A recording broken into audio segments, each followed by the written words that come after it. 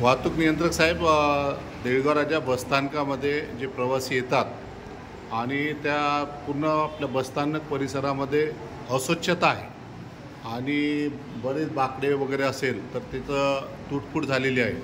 आणि महत्त्वाचं म्हणजे बाहेरगावून येणारे जे प्रवासी आहेत, लहान मुलं असतात, तर अशा मुलांना किंवा प्रवाशांना पिण्याच्या पाण्याची व्यवस्था इथे दिसून येत नाही.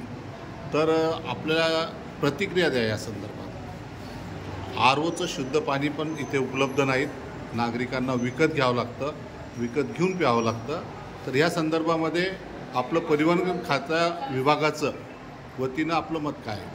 आपण वाहतूक नियंत्रक या नात्यानं प्रतिक्रिया द्या. सर, त्यांनी द्यायला पाहिजे, प्रशासनाने द्यायला पाहिजे. हां, प्रवाशांना मग अडचण काय? ते आम्हाला म्हणजे जे चिखलीवर येते ते आम्ही फक्त काम करतो इथं. हा डेपो नाही आहे, हे फक्त बसस्टँड आहे. हे सर्व चिखलीच्या अंडरमध्ये येते.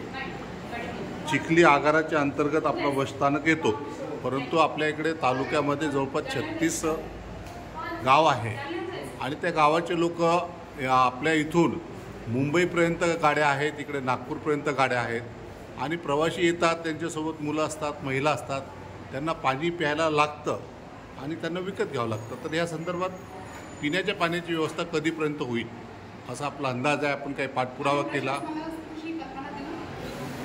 हां, प्रशासनाला कल्पना देऊ आम्ही आताच बसलो इथे.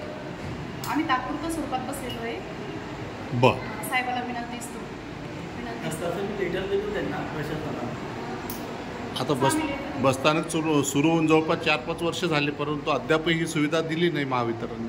आम्ही वाहक या पदावर महामंडळ आपलं महामंडळाने मी वाहक या पदावर आहे आणि तात्पुरत्या स्वरूपात बसलेली आहे.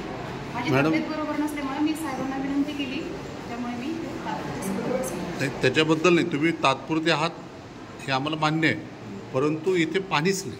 तात्पुरत्या व्यक्तींनी किंवा तात्पुरत्या वाहतूक नियंत्रकांनी याचा पाठपुरावा करू नये असं नाही. तिथे याच्यामध्ये आता सध्या 8 दिवसापासून पाणी सोडलेलं आहे आणि प्रशासनाला आम्ही तसं ठीक.